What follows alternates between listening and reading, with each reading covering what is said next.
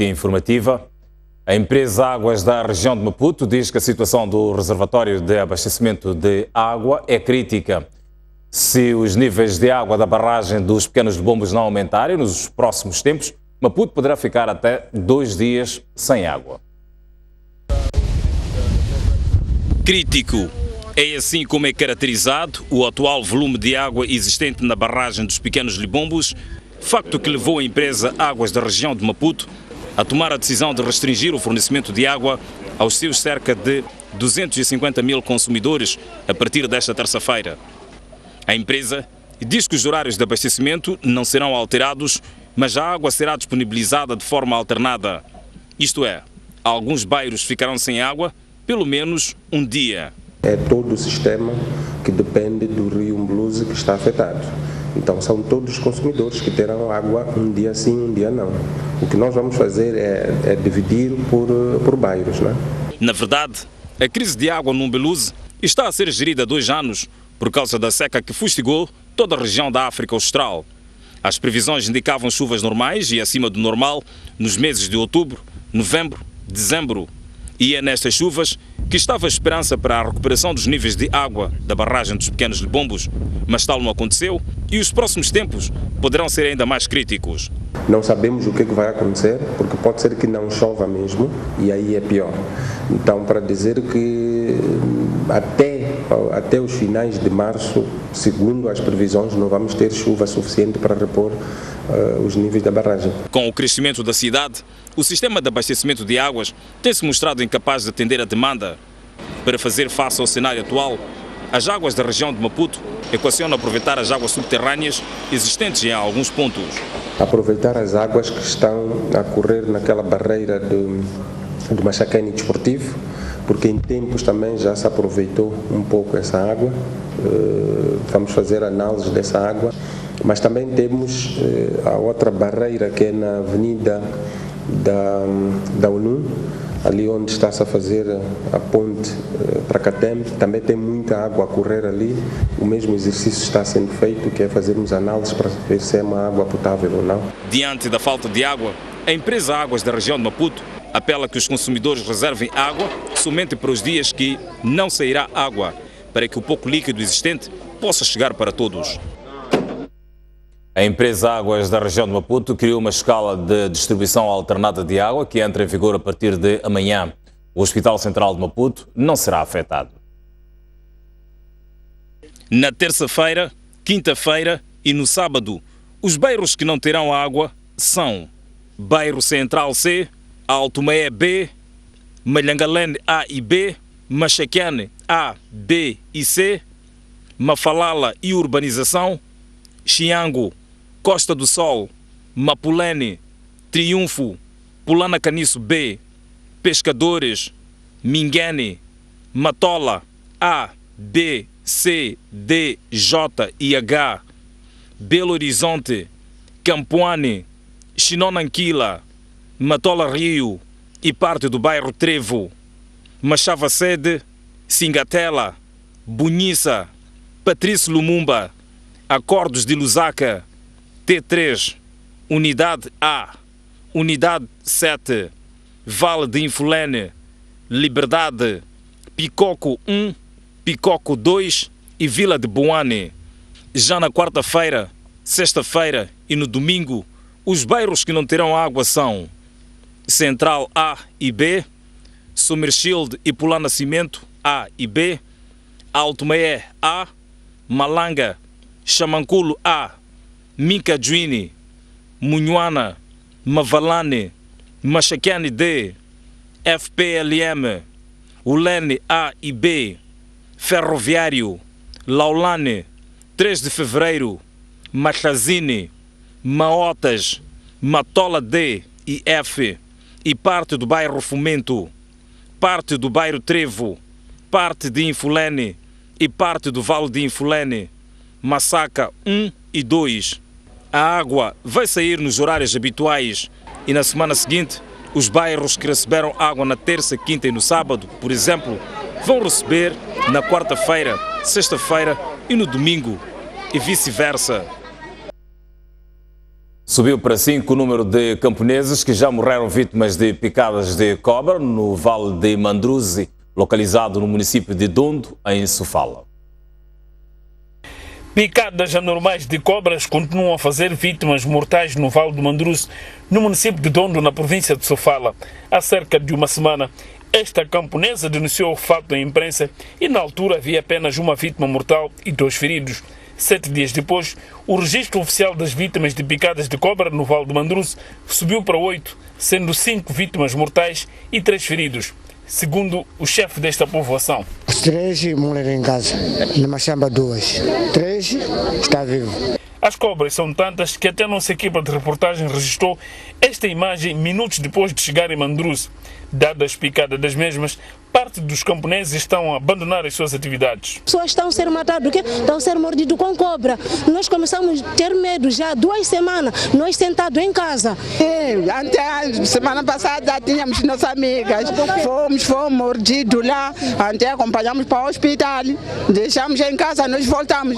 As estruturas tradicionais de Mandruzi acreditam que as picadas de cobras são consequências de transgressão de normas locais por parte de alguns camponeses. Exemplo, à tarde não pode assar peixe seco, não se pode, não é permitido. Então, neste caso, acontece coisas como essas. E para esta comunidade, a solução é recorrer a uma cerimônia tradicional invocando o espírito dos antepassados para supostamente afugentar as cobras. Uma cerimônia muito concorrida pelos camponeses de Mandruzi. Mas cobra já passaram muito mal mesmo. Assim que já fizeram a cerimônia, começam a trabalhar. Mas de verdade, gostei muito. O presidente do município de Dondo, que nesta segunda-feira esteve com os camponeses, apelou os mesmos a procurarem por meios próprios adquirir botas e outros tipos de vestes para proteção. O setor das atividades económicas do município de Dondo, apesar de admitir que é exagerada a existência do elevado número de cobras no Vale de Mandruzi, considera o fenómeno normal, tendo em conta o elevado grau das águas de chuva que vem caindo naquela região. Interessa dizer que a estas épocas do ano tem sido comum e normal, de fato, que quando o Vale do Mandruzi tanto estiver cheio, tanto tiver as águas lá, então as cobras, a tendência é de vir nos pontos altos. Mandruzi possui cerca de 7.000 hectares de terras aráveis e conta com mais de 5.000 camponeses que dividem suas parcelas a partir da própria terra das suas áreas de cultivo, criando pequenos diques, que são os pontos altos que as cobras recorrem para fugirem das águas e até colocarem ninhos. E são os mesmos pontos altos em que os camponeses usam para passar, tanto por ali. Portanto, não penetram lá, penetram no arrojo quando estão a fazer as limpezas e tudo mais. Mas quando estão a atravessar, porque a parcela dela, do camponês não está aqui, está mais além, passa por aqueles pontos altos. E é por ali onde também as cobras se refugiam para os pontos altos. Portanto, dali já a pessoa ou o camponês vai caminhando, sem saber, logicamente, e pode ou pisar a cobra, ou portanto, fechar o ninho onde estão as crias da cobra e, logicamente, a cobra, quando é assim, tenta agir naquilo que se chama de legítima defesa. Então, acha que está sendo atacada e vai agindo, portanto, picando as pessoas. Contudo, para este técnico, a cerimônia tradicional é importante para esta comunidade. Já é um cenário mesmo tradicional, né? Eu acabei de explicar a coisa de uma maneira, portanto, científica e é normal, tanto mais que nós somos africanos, temos as nossas tradições. Renamo denunciou hoje alegados casos de provocações protagonizadas pelas forças de defesa e segurança que podem minar o prosseguimento das tréguas acordadas entre o Presidente da República e o líder da Renamo. O porta-voz do partido Aprendiz diz que, para já, as tréguas são para manter, mas repudia o que chama de atitudes provocatórias das forças governamentais. De acordo com António Muxanga, nos últimos dias têm ocorrido nas províncias de Tete, Manica e Sofala, em particular, várias situações protagonizadas pelas forças de defesa e segurança que ameaçam o espírito das tréguas. Com muita apreensão, tomamos conhecimento de que as forças de defesa e segurança na província de Tete assassinaram um membro da Renamo na zona da fronteira de Tete, na zona de Zobwe. Esse membro da Renamo é assassinado no momento em que há tréguas. E mesmo que não fosse momento de tréguas, é um elemento civil que é assassinado. Estamos preocupados com esta situação. Face a estas situações, Muxanga pede a intervenção de quem tem direito para conter as incursões das tropas governamentais. Queremos denunciar e repudiar esses atos e apelarmos a quem tem direito para que faça o uso do poder que a Constituição e a lei lhe conferem para pôr ordem no seio das Forças Armadas e no seio dos membros do Partido Frelimo. A polícia reafirma que o indivíduo crivado de balas última sexta-feira na estrada circular de Maputo nunca fez parte da corporação. Na sequência dos baleamentos registrados na capital, a PRM apela à devolução de todas as armas portadas ilegalmente. 2 indivíduos foram mortos a tiro última sexta-feira na cidade de Maputo, um na Avenida 24 de Julho, outro na estrada circular. Este último é apontado tanto pelos familiares, assim como pela Associação Moçambicana de Polícias, como agente da corporação, versão que é descartada pela PRM. O comandante da polícia na cidade de Maputo reafirmou esta segunda-feira que o homem, ora morto na circular, nunca fez parte da PRM. Ele não é um agente da polícia. É um cidadão que foi baleado mortalmente. Não é polícia. A associação dos ex-polícias poderão só explicar a eles. Para nós, que temos o banco de dados já estabelecido aqui no comando, nem em Matalane não foi formado em nenhum momento aquele cidadão. Aquele cidadão, se a memória não falha, é um Ramiro. Não temos nenhum Ramiro polícia na cidade de Maputo e no país. Na sequência dos baleamentos registrados na capital do país, Bernardino Rafael apela à devolução de armas às autoridades. As armas têm que estar com as forças de defesa e segurança. As armas não podem estar nas mãos alheias. Então, assistimos a este baleamento que houve na Avenida 24 de Julho, em que a vítima foi um agente. A polícia está a fazer o trabalho com vista a esclarecer. Tivemos o problema de um cidadão que foi baleado na circular, na área do Xiang, também com uso de armas. E tivemos outras situações em que até as pessoas que têm licença legal de uso e aproveitamento de arma usam as mesmas armas para matar. E dissemos que quem não se aguenta portar a arma, seja legalmente, devolva a arma. A polícia tem lugar para colocar. O comando da PRM fez também um balanço dos últimos 3 dias, tendo falado de 2 acidentes de viação que resultaram na morte de uma pessoa, além de danos materiais. Vamos agora fazer uma breve pausa na noite informativa. Nós voltamos já a seguir, enquanto vamos olhar para as notícias do dia de hoje.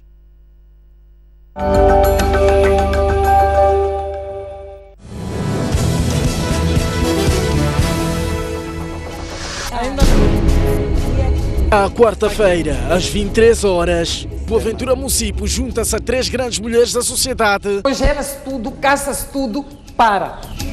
Visão por revisão. Para colher a visão, a voz e análise. E como é que interpreta este sinal? Sob perspectiva feminina de diversos assuntos na ordem do dia.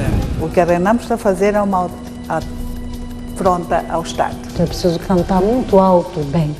E que esse bem seja real. A arma e a guerra não são a forma de resolver os nossos problemas como cidadãos. Estamos a manchar, vocês. Não há ninguém que vai tapar o sol. Os processos são dinâmicos das revoluções. Todo mundo está amarrado em algum lugar e acha que é ali onde tem que comer. Os políticos têm uma responsabilidade bastante grande. Estamos a tocar batuques, ninguém está ouvindo. É preciso que venha para eles poderem explicar. Despolitizar excessivamente o órgão eleitoral, o que quer dizer? Opinião no feminino.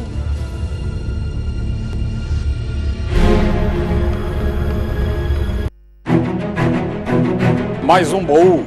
Recordações, momentos épicos, momentos marcantes, grandes vitórias, campeões. como é que o futebol começou na sua vida e o que é que foi o futebol? Eram todas equipas bem estruturadas com o futebol de se tirar o chapéu. A gente jogava aqui na Baixa, saía da Baixa.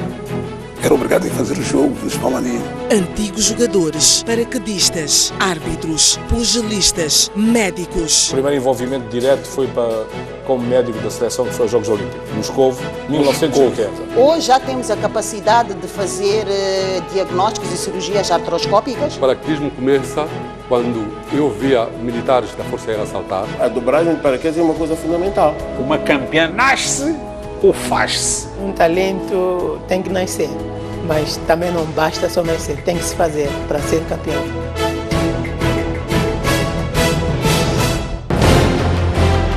Um país sem história é um país sem futuro. Um país sem cultura é um país sem identidade. Um mundo sem referências é um mundo sem norte. Um país sem ídolos é um país sem referências.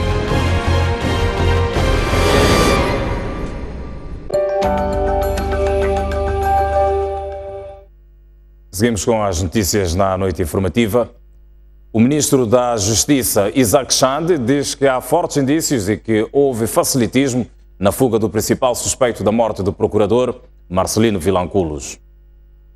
Semanas depois da Procuradoria Provincial e o Comando-Geral da PRM terem confirmado a detenção do diretor da antiga cadeia central após a fuga do principal suspeito do assassinato do procurador Marcelino Vilanculos, o ministro da Justiça disse esta segunda-feira que há fortes indícios de envolvimento de funcionários penitenciários na fuga do indiciado. Nós tivemos problemas no estabelecimento penitenciário da província de Maputo. Houve uma fuga de um detido nas instalações daquela penitenciária, onde esse senhor diretor era o diretor, e das investigações que foram feitas, tudo indica que foi uma fuga facilitada.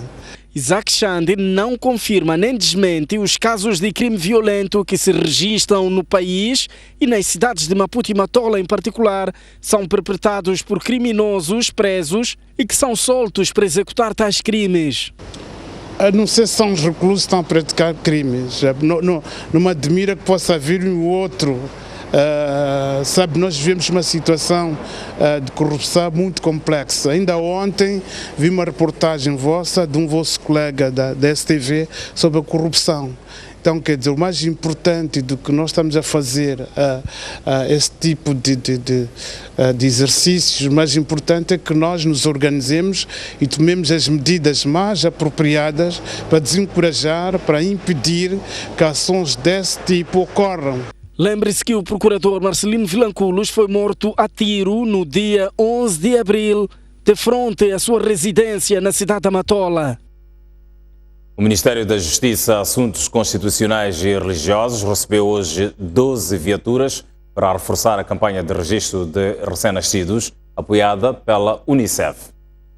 As viaturas foram entregues no âmbito de um protocolo de cooperação que existe entre o Ministério da Justiça e a Unicef para a área de registro e notariado. Para Isaac Xande, ministro da Justiça, estas viaturas irão ajudar a alcançar lugares recônditos do país para efetuar registros de crianças, uma vez haver ainda mulheres que dão luz fora das maternidades e das unidades sanitárias. São viaturas que se destinam a apoiar as campanhas de registro de nascimento, campanhas móveis. Como sabem, nós temos que procurar, tanto quanto possível, aproximar-nos onde está o cidadão. E também, como tem conhecimento, nem toda a gente, infelizmente, no país nasce nos nossos hospitais, nas nossas maternidades. Por isso, há muita gente a Moçambique que não obtém o registro de nascimento logo depois do nascimento. Então, nós temos que nos organizar enquanto Ministério responsável por essa área para que possamos chegar mais perto dos cidadãos. O grupo de 12 viaturas é o primeiro lote que o Ministério da Justiça recebe e os meios circulantes serão distribuídos pelas províncias do país. Nós acreditamos que no futuro os nossos parceiros vão continuar a realizar esse apoio, porque o ideal era que nós tivéssemos uma viatura destas em cada um dos distritos do país, mas isso é um esforço financeiro muito grande. Este é um primeiro passo, não é? E acreditamos gradualmente vamos tentando melhorar com o apoio dos parceiros, alocando meios aos vários distritos do país. O setor de florestas colocou em asta pública os 76 contentores de madeira de espécie umbila apreendidos no ano passado ao nível do porto de Quelimane. O chefe dos Serviços Provinciais de Floresta e Fauna Bravia explicou que uma das 6 empresas concorrentes já ganhou o concurso e, para o efeito, vai pagar 31 milhões de meticais ao Estado. As informações postas a circular em Quelimane indicam que os 76 contentores apreendidos em setembro do ano passado ao longo do porto de Quelimane desapareceram.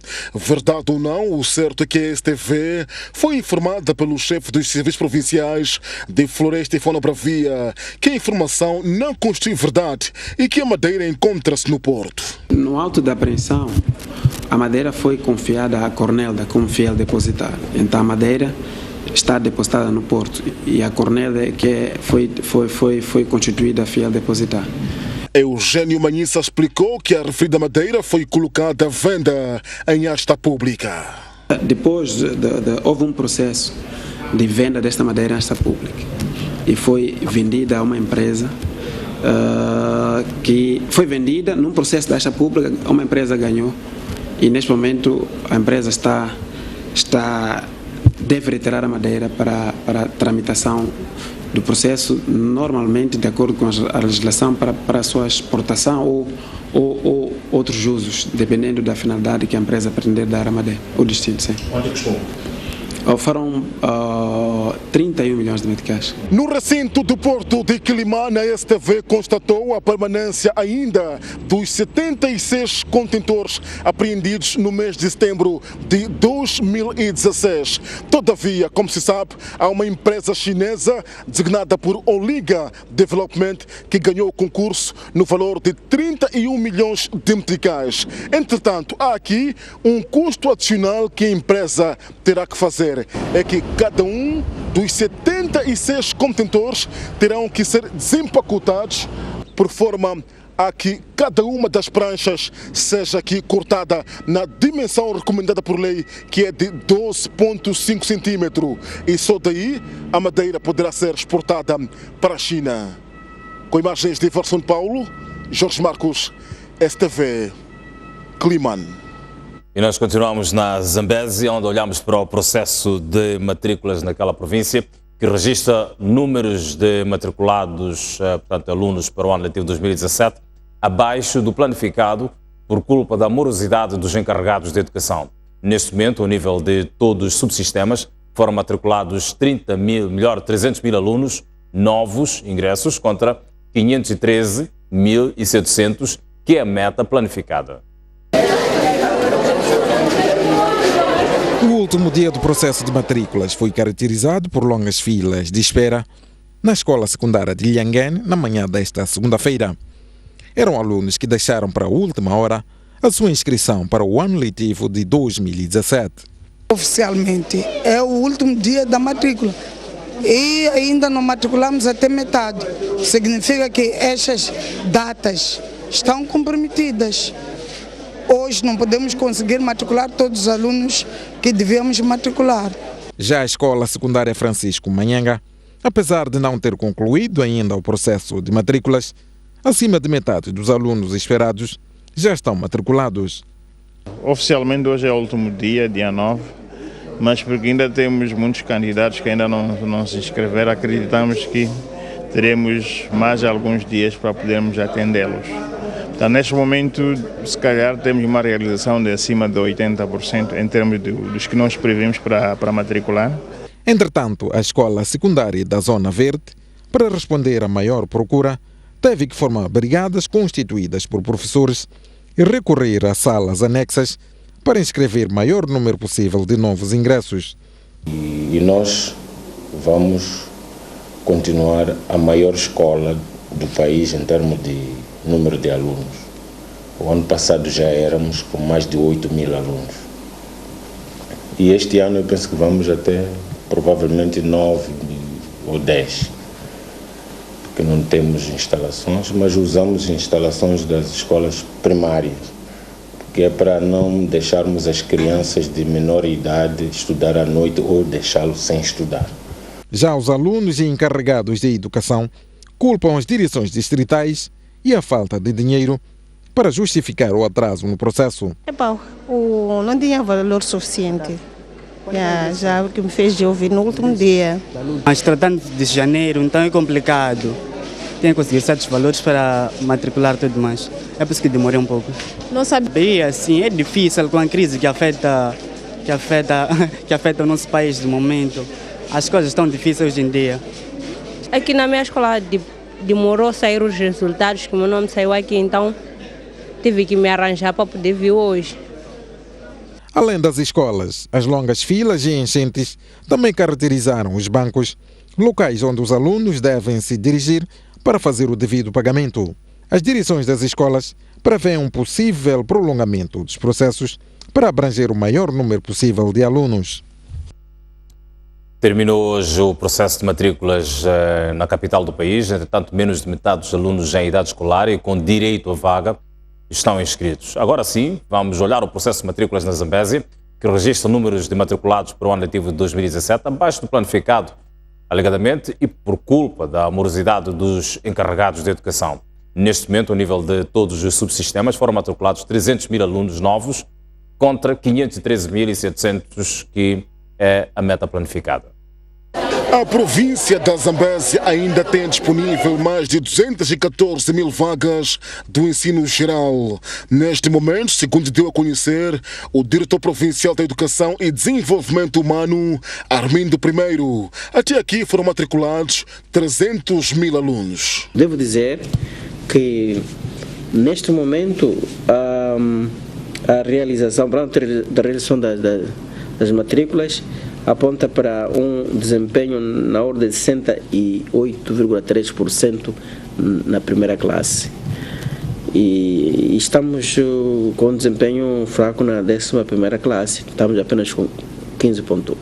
São dados até última sexta-feira, mas acredito que as pessoas se percebem que hoje é o último dia, daí que deve haver muita avalanche. Aliás, notei algumas bichas em algumas escolas. Uma das preocupações que o setor da educação registrou no processo de matrícula é a fraca afluência dos pais ou encarregados de educação no processo de matrícula dos filhos no período de outubro a esta parte. As matrículas da primeira classe iniciaram em outubro e só conseguimos ter maior, estamos a ter pressão hoje para matricular as crianças, praticamente depois do prazo terminar.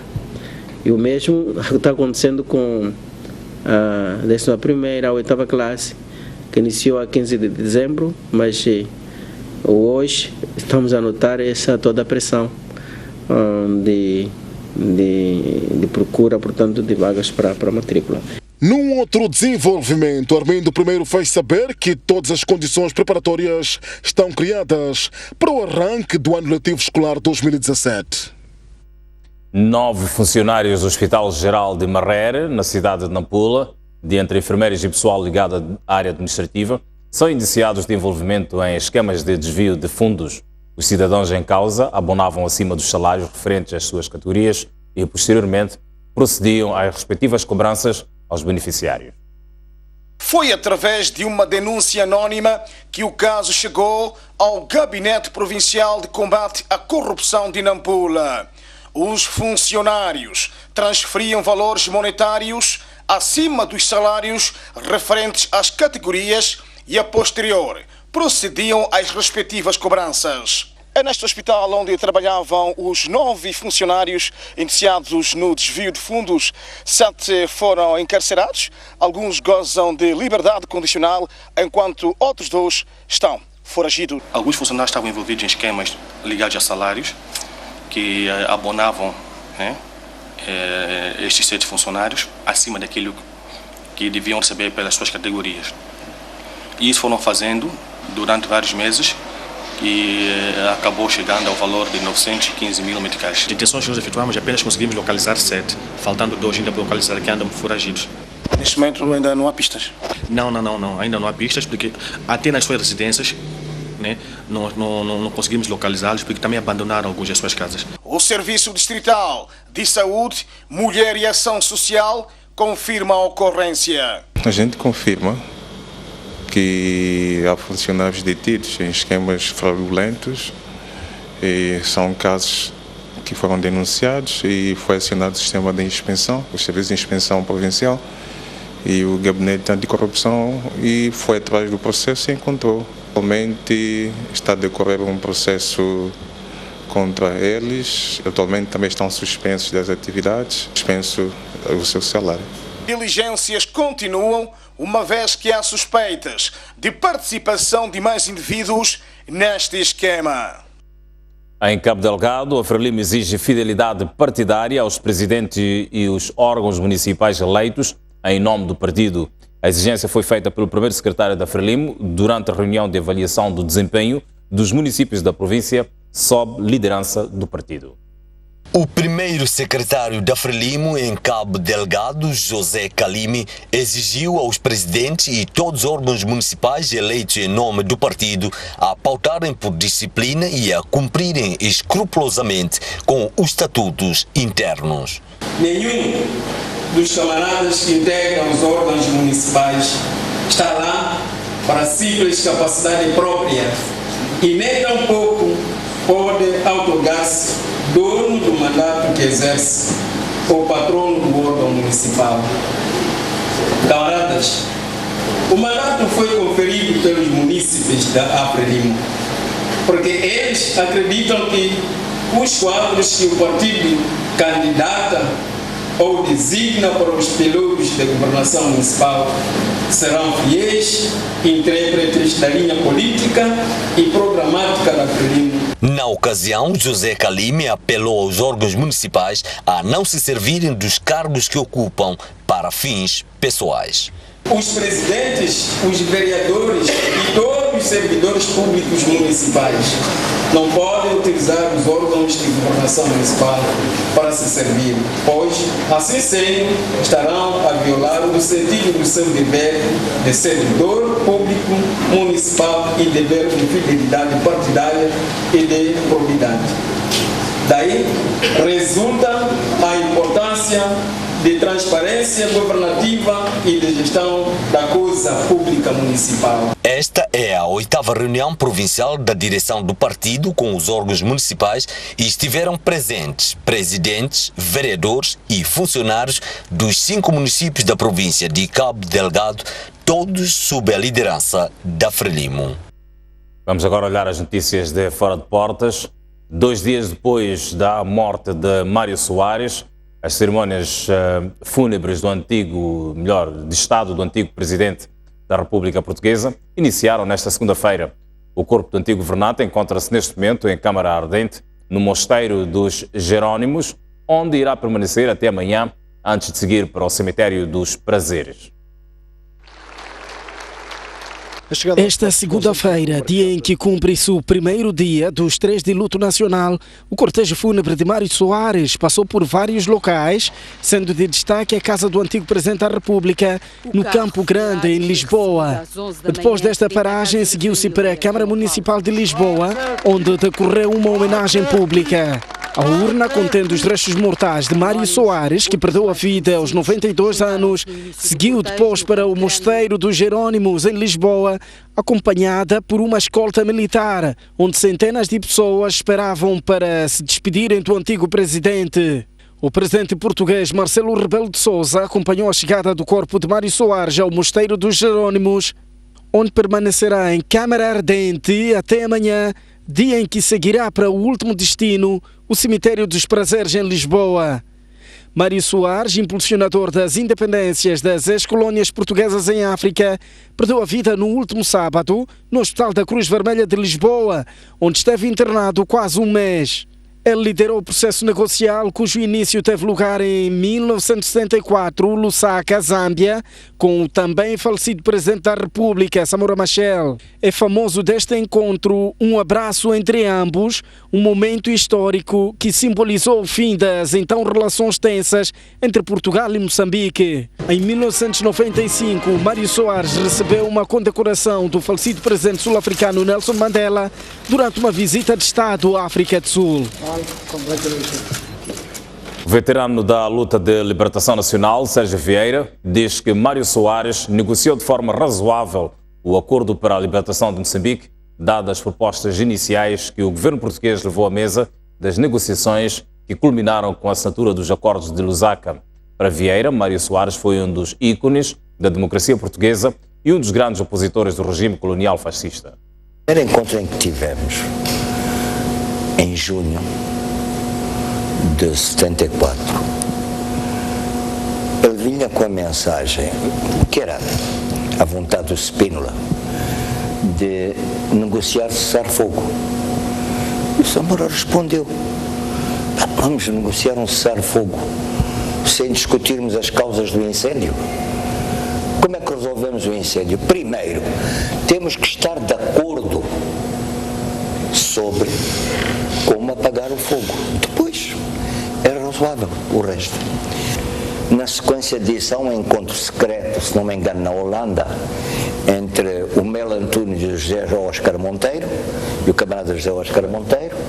Depois, em agosto, em Dar es Salaam, veio Mel Antunes, Vítor Crespo, Mário Soares e alguns outros dirigentes, e concordou-se sobre os temas que figurariam naquilo que se veio a chamar os Acordos de Lusaka, que puseram termo à guerra e reconhecia o nosso direito à independência total e completa. O presidente sul-africano Jacob Zuma disse ontem, durante as celebrações dos 105 anos do ANC, que o partido aprendeu com os erros que levaram à sua derrota nas eleições municipais e garantiu que já iniciou um trabalho de autocorreção. Zuma apelou ao combate à corrupção e à unidade como os principais desafios do partido. Comrades, the African National Congress. Sob o lema Unidade em Ação, Zuma dirigiu-se a milhares de sul-africanos que lutaram o histórico estado de Orlando, exortando os seus partidários a eliminar as más práticas que, segundo ele, estão a contaminar o partido. Estas práticas incluem divisões internas, corrupção e o abuso aos processos democráticos internos. O ANC está a tentar recuperar das decepcionantes eleições municipais, em que foi conduzido ao banco da oposição nas principais cidades do país. O presidente Jacob Zuma reconheceu o fracasso, aludindo que o partido ouviu claramente a mensagem emitida pelos eleitores. To emphasize that in this year of OR Tambo, we must build a caring, listening and responsive ANC. The ANC has heard the message that the people delivered during the August 2016 local government elections.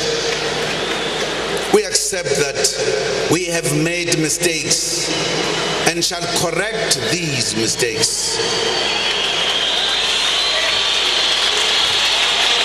Zuma, que sobreviveu a um pedido de demissão movido pelo Parlamento e alguns membros do ANC, pediu à cúpula do partido a deixarem de lado os interesses individuais, focando-se no trabalho para o bem nacional e aprenderem a criticar sem lutar.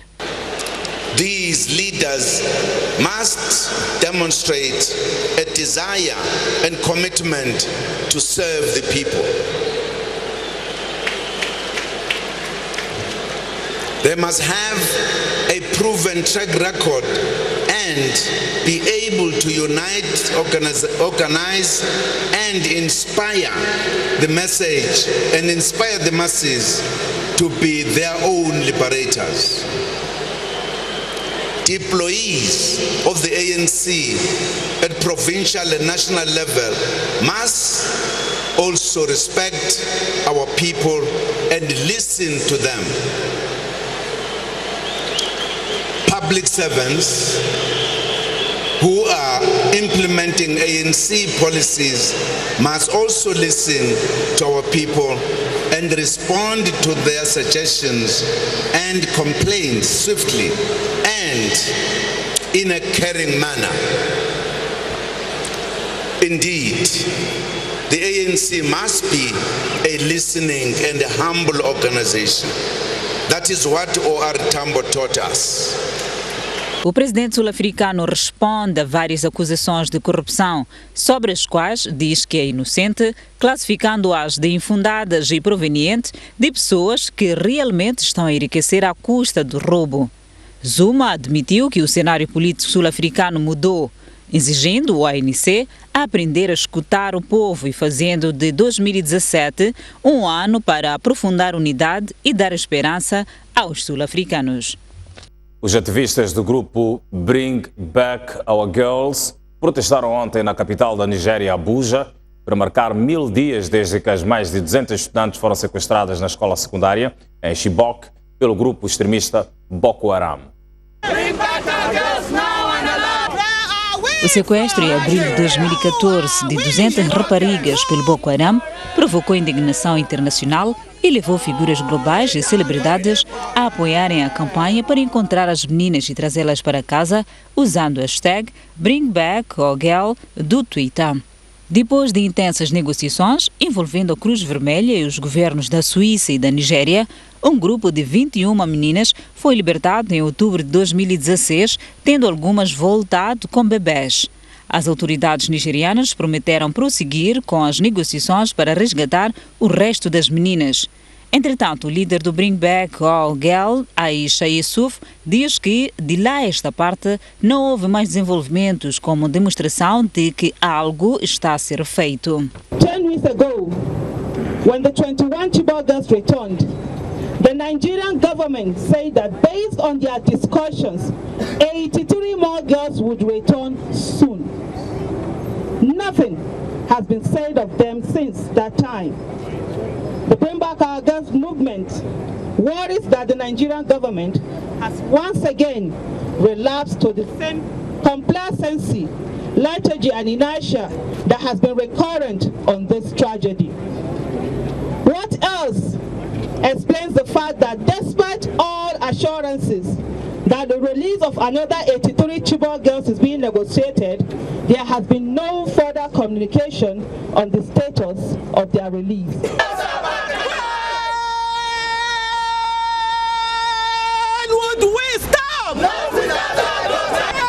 Os militares nigerianos têm vindo a realizar uma ofensiva em grande escala contra Boko Haram na floresta de Sambisa, um forte reduto de Boko Haram junto à fronteira norte com os Camarões.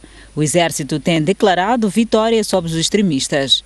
Entretanto, o restante das meninas sequestradas permanecem sob controle do Boko Haram. The fact that we still have over 90% of the Chibok girls that were abducted 1,000 days ago, it puts to question the efficacy of the successes that we are recording. Boko Haram matou 15 mil pessoas e deslocou mais de 2 milhões durante uma insurgência de 7 anos para criar um Estado Islâmico governado por uma interpretação estrita da lei de Sharia no nordeste da nação mais populosa da África. Vamos agora olhar para o desporto.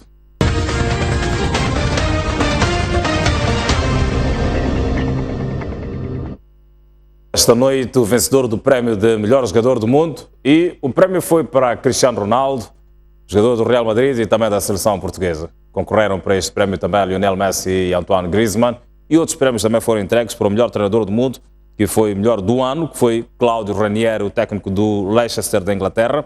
A senhora Silvia Neide, da Alemanha, foi eleita a melhor treinadora em femininos. O prémio Puskas foi para o jogador malaio Modefei Supri, enquanto que o prémio Carreira para o brasileiro Falcão, a melhor jogadora do planeta em femininos foi a senhora Carl Lloyd. Vamos acompanhar. Cristiano Ronaldo foi anunciado pela FIFA nesta segunda-feira como o melhor jogador do mundo 2016, conquistando o prémio pela quarta vez. O jogador do Real Madrid teve 34,54% dos votos e venceu a disputa contra Messi, com 26,24% de Barcelona, e Griezmann, com 7,53% do Atlético de Madrid. Um ano incrível para o craque português, que conquistou a Europa por Portugal e a Champions League e o Mundial de Clubes com o Real Madrid. Individualmente também levou a bola de ouro da revista France Football. Vale lembrar que a publicação francesa e a FIFA encerraram parceria que acontecia desde 2010, que unificava os prémios. Com o término da temporada dos clubes, o ano 2016 seguiu com as competições continentais de seleções. Portugal não entrou como favorito no Euro, que se disputava na França. Não começou bem, teve dificuldades para avançar aos oitavos de final, depois de 3 empates na fase de grupos. Em 3 jogos, Cristiano Ronaldo marcou 2 golos e foi fundamental para a seleção portuguesa seguir viva no Euro. Para fechar o 2016, ganhou a bola de ouro da revista France Football e conquistou o Mundial de Clubes com o Real Madrid no Japão. Na decisão contra o Kashima Antlers, fez 3 golos na vitória por 4-2 e foi eleito o homem de jogo. Foi também artilheiro da competição com 4 golos e levou o prémio de melhor do torneio.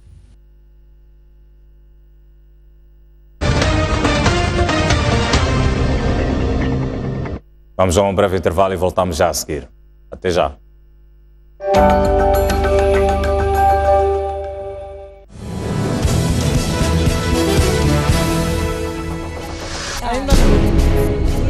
À quarta-feira, às 23 horas, Boaventura Município junta-se a 3 grandes mulheres da sociedade. Gera-se tudo, caça-se tudo, para. Revisão por revisão. Para colher a visão, a voz e análise. E como é que interpreta este sinal? Sob perspectiva feminina de diversos assuntos na ordem do dia. O que a Renamo está a fazer é uma afronta ao Estado. É preciso cantar muito alto, bem. E que esse bem seja real. A arma e a guerra não são a forma de resolver os nossos problemas como cidadãos. Estão-se a manchar, vocês. Não há ninguém que vai tapar o sol. Os processos são dinâmicos das revoluções. Todo mundo está amarrado em algum lugar e acha que é ali onde tem que comer. Os políticos têm uma responsabilidade bastante grande. Estamos a tocar batuques, ninguém está a ouvir. É preciso que venha para eles poderem explicar. Despolitizar excessivamente o órgão eleitoral, o que quer dizer? Opinião no feminino.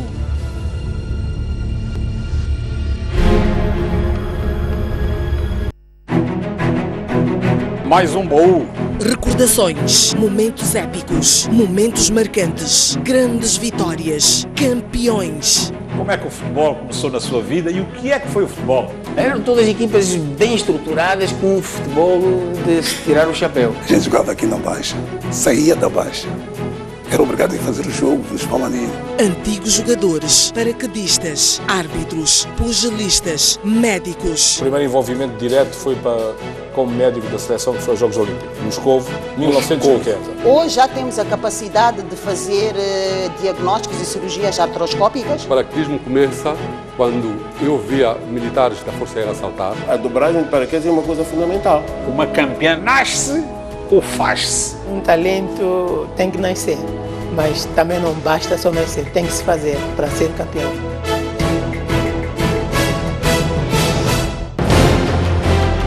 Um país sem história é um país sem futuro. Um país sem cultura é um país sem identidade.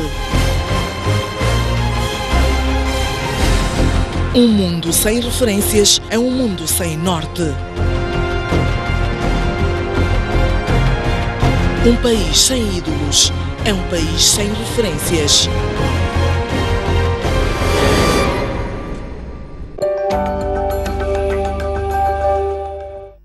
E como tem sido hábito à segunda-feira, os comentários com o Dr. Sérgio Vieira.